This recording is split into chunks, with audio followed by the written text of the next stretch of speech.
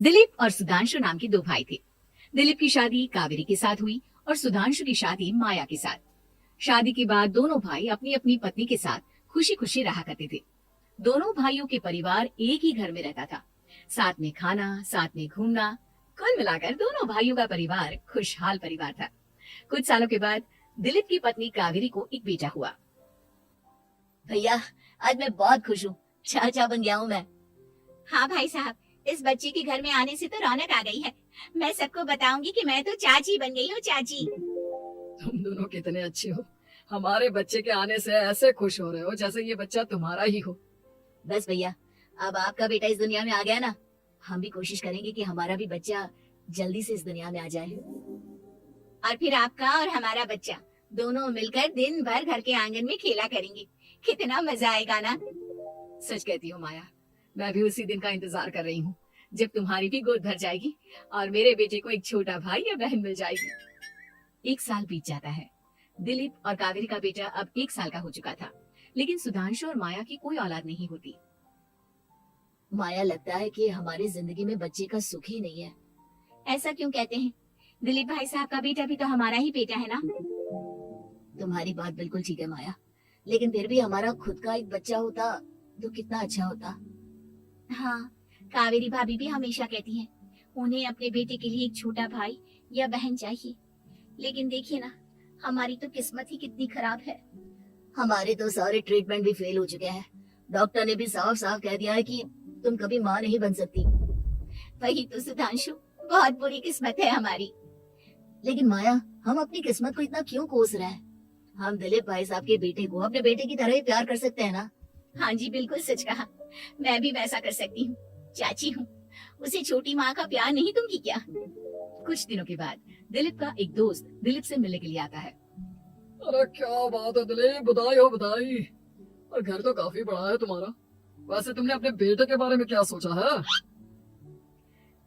भैया, और क्या सोचेंगे, बस उसे पढ़ा लिखा कर अफसर बनाएंगे, उसकी पढ़ाई पर खर्च करेंगे। अरे भाभी, आपकी तो इतनी सारी प्रॉपर्टी है, आपको किस बात की चिंता? ले देकर एक बेटा ही तो है। अरे नहीं दोस्त, तुम गलत समझ रहे हो। इस घर में मैं और मेरा छोटा भाई दोनों रहते हैं। इस घर का आधा हिस्सा मेरे छोटे भाई का है। अच्छा, कितने बच्चे हैं तुम्हारे छोटे भाई के? भैया, उनके साथ में कुछ प्रॉब्लम है। मेरी देवरानी कभी माँ नहीं बन सकती। अरे फिर किस बात की चिंता? अरे मैं तो कहता हूँ अपने बेटे के भविष्य के बारे में सोचिए ही मत। बस ये घर उसके नाम करवा दीजिए। देखिए, आपके भाई का भी कोई बच्चा नहीं है तो सब कुछ आपके बेटे को ही मिलना चाहिए। लेकिन ऐसा करना क्या सही होगा? अगर उनका बच्चा नहीं है तो क्या हुआ? ये घर आधा उनका है, उनकी जो मर्जी है वो करें। अरे कैसी बात करते हो? उनकी कोई औलाद नहीं है, वो क्या करेंगे प्रॉपर्टी अपने नाम रखकर? हाँ, वैसे भाई साहब आपकी बात तो बिल्कुल सही है। अब जो कुछ भी है वो हमारे बेटे का ही तो है। आखिर वही तो इस घर के वंश को आगे बढ़ाएगा। मैं कल ही देवर जी से बात करती हूँ। अगले दिन सुधांशु और माया, इधर आओ। तुम दोनों से बहुत जरूरी बात करनी है मुझे। बताइए ना भाभी, क्या बात है? आपको कहीं जाना है तो आप अपने बेटे को मेरे पास छोड़कर जाइए। मैं ही पूरा दिन रख लूंगी उसे। अरे नहीं माया, वो तो मुझे पता है। मैं किसी और चीज के बारे में बात करना चाहती हूँ। बताइए ना भाभी, क्या बात है? देखिए देवर जी, आपका कोई बच्चा है नहीं, लेकिन मैं जानती हूँ कि आप हमारे बेटे को अपने बेटे की तरह ही प्यार करते हैं। भाभी, बेटी की तरह नहीं, वो हमारा ही बेटा है। मेरे लिए तो वो मेरा ही बच्चा है। वही तो फिर क्यों ना ये सारी प्रॉपर्टी हम मेरे बेटे के नाम करवा दे, क्योंकि तुम्हारा हो या मेरा, हम सबका एक ही तो है बेटा। लेकिन भाभी, अभी तो वो सिर्फ 1 साल का है। अभी से प्रॉपर्टी उसके नाम करवाने का क्या मतलब है? देखिए देवर जी, जो काम जितना जल्दी हो जाए ना उतना अच्छा। आने वाले वक्त का क्या भरोसा। भाभी, भरोसा क्यों नहीं? हम तो हमेशा आपके बेटे को माँ बाप की तरह ही प्यार करेंगे। हाँ, लेकिन फिर भी मैं चाहती हूँ कि ये सारी प्रॉपर्टी मेरे बेटे के नाम हो जाए। अब मुझे नहीं लगता तुम दोनों को इसमें कोई भी परेशानी होगी, है ना? भाभी, वैसे तो आप जो कह रही हैं वो बहुत जल्दबाजी है, लेकिन फिर भी अगर आपको ऐसा लगता है तो ठीक है। कल ही प्रॉपर्टी के पेपर बनवा लीजिए, मैं और माया उस पर साइन कर देंगे। इस तरह से अगले दिन प्रॉपर्टी की पेपर बनवाकर सारी प्रॉपर्टी दिलीप और कावेरी के बेटे के नाम पर करवा दी जाती है। कुछ दिनों के बाद सुधांशु, सुबह सुबह ये कौन लोग आ गए हैं तुम्हारे घर पर? भैया, वो ऊपर वाला कमरा खाली पड़ा था ना, सोच रहा था किराएदार रख देता हूँ। लेकिन किराएदार रखने से पहले आपने हमसे पूछा भी नहीं। भाभी, इसमें आपसे पूछने वाली क्या बात थी? हमें एक ही कमरे की जरूरत थी, इसलिए सोचा दूसरा कमरा किराया पर दे देते हैं, कुछ इनकम हो जाएगी। अरे माया, ये सारी प्रॉपर्टी अब मेरे बेटे के नाम पर है और यहाँ पर जो कुछ भी होगा उसके लिए तुम्हें मेरी या दिलीप की परमिशन तो लेनी पड़ेगी ना। हाँ सुधांशु, तुम्हारी भाभी ठीक ही तो कह रही है। अब देखो, तुमने खुद अपने हाथों से ये प्रॉपर्टी हमारे बेटे के नाम की है, वो अभी बहुत छोटा है, तो इस घर से रिलेटेड सारे फैसले तुम्हें हमसे पूछ कर लेने चाहिए। भाभी, हमें तो लगा था कि आप हम लोगों से बहुत प्यार करती हैं, लेकिन आप तो हमारे साथ भेदभाव करने लगी। अरे, इसमें भेदभाव करने वाली क्या बात है? और मैंने कौन सा तुमसे कुछ गलत मांग लिया? अरे ले देकर मेरा बेटा इकलौता इस पूरे वंश का वारिस है, सब कुछ उसके नाम है। तुम्हें इस बात से जलन क्यों हो रही है? भाभी, माया को जलन नहीं हो रही, वो तो बस ऐसे ही कह रही थी। सब जानती हूँ मैं, इसकी खुद की तो कोई औलाद पैदा नहीं हुई, बस इसीलिए जब देखो तब मेरे बेटे पर बुरी नजर डालती रहती है। देखो माया, कावेरी तुमसे बड़ी है, वो जैसा कहती है वैसा करो। और वैसे भी इस घर पर अब तुम लोगों का कोई अधिकार नहीं है, वो तो हम लोगों की भलाई समझो जो तुम्हें अभी तक यहाँ रहने दिया है। भैया, आप इतने कैसे बदल गए?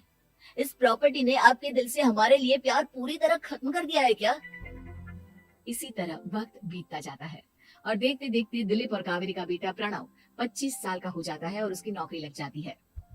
पापा, आज मेरा अपॉइंटमेंट लेटर आ गया है, मैंने सिंगापुर में जॉब ज्वाइन कर ली है। लेकिन प्रणव, विदेश में नौकरी करने जाने से पहले तुम्हें कम से कम अपने मम्मी पापा से एक बार पूछना चाहिए था ना। इसमें पूछने वाली क्या बात है माँ? मैं सिंगापुर जाकर जॉब करना चाहता हूँ तो करना चाहता हूँ। देखो प्रणव, हमने तुम्हारे लिए इतनी सारी प्रॉपर्टी यहाँ पर रखी हुई है, उन सब का क्या होगा? यहाँ रहो, बिजनेस करो। सॉरी पापा, मैं यहाँ रहकर कोई बिजनेस नहीं करने वाला, और ये जितनी भी प्रॉपर्टी आपने मेरे लिए संभाल कर रखी है ना, ऐसे ही किसी को दान में दे दीजिए, क्योंकि मैं सिंगापुर से वापस इंडिया आकर कभी नहीं रहने वाला।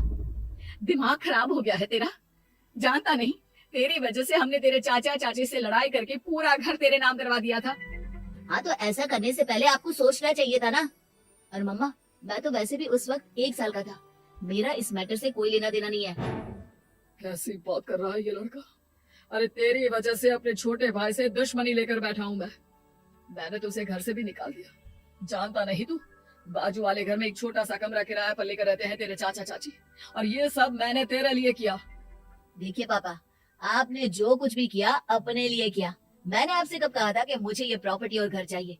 और वैसे भी अपने भाई के साथ इस तरह का बिहेव करके आपने कोई अच्छा काम तो किया नहीं। तू सही कह रहा है बेटा, हमने तेरे चक्कर में अपने छोटे भाई जैसे देवर और बहन जैसी देवरानी को इस घर से निकाल दिया। बहुत बड़ी गलती हो गई मुझसे। ठीक है मॉम, तो अब आप अपनी गलती सुधारो, लेकिन मुझे तो फॉरेन जाना है, मैं वहीं जाऊंगा। अब आगे क्या करना है ये आपका डिसीजन है। और प्रणव सिंगापुर जॉब करने के लिए चला जाता है। कुछ दिनों के बाद जब दिलीप और कावेरी को अपनी गलती का एहसास होता है तो वो सुधांशु के घर पहुंचती है। सुधांशु, माया, हमें माफ कर दो, हमसे बहुत बड़ी गलती हो गई। क्या हुआ भाभी? आज इतने सालों के बाद अब हम गरीब लोगों के घर क्या करने आई हैं? भाभी, हमने तो खुशी खुशी अपने भतीजे को सब कुछ दे दिया, अब हमारे पास कुछ भी नहीं बचा है। भाई, मुझसे बहुत बड़ी गलती हो गई, जो तेरे जैसे भाई को मैंने प्रॉपर्टी के चक्कर में घर से निकाला, और जिसके लिए मैंने ये सब कुछ किया वो खुद ही विदेश चला गया। भैया भाभी, जिस बेटे के लिए आपने हम लोगों को इतनी तकलीफ दी, आपस के प्यार को बिगाड़ा, जब वही आपसे दूर चला गया तो आपको इस बात का एहसास हुआ। लेकिन माफ कीजिए, अब हम आपके साथ रहने के लिए उस घर में नहीं आ सकते। नहीं नहीं माया, ऐसा मत कहो, मुझसे बहुत बड़ी गलती हो गई, प्लीज वापस चलो, मैं वो घर फिर से तुम्हारे नाम कर देती हूँ। भाभी, मैं उस घर का क्या करूंगी? किसके लिए? मेरा कोई बच्चा नहीं, मैं तो बस जिंदगी भर आप लोगों के साथ प्यार से रहना चाहती थी, प्रणव को अपने बेटे की तरह प्यार करना चाहती थी, लेकिन आपने मुझसे वो अधिकार छीन लिया। भाभी और भैया, एक सवाल पूछना चाहता हूँ आप लोगों से। जो बच्चा कुछ ही दिन पहले दुनिया में आया हो, जिस बच्चे के भविष्य का आपको पता ही ना हो, उसके लिए अपने पुराने रिश्तों को तोड़ देना, अपने सगे रिश्तेदारों से दुश्मनी मोल लेना, उनके साथ झगड़ा करना, उनकी बेइज्जती करना, क्या ये सही है? कम से कम हमें सही वक्त का इंतजार तो करना चाहिए ना। सिर्फ प्रॉपर्टी के लिए अपने सगे भाई को घर से निकाल दिया, वो भी अपने 1 साल के बेटे के लिए। क्या ये वाकई में सही था? जवाब दीजिए मेरी बात का।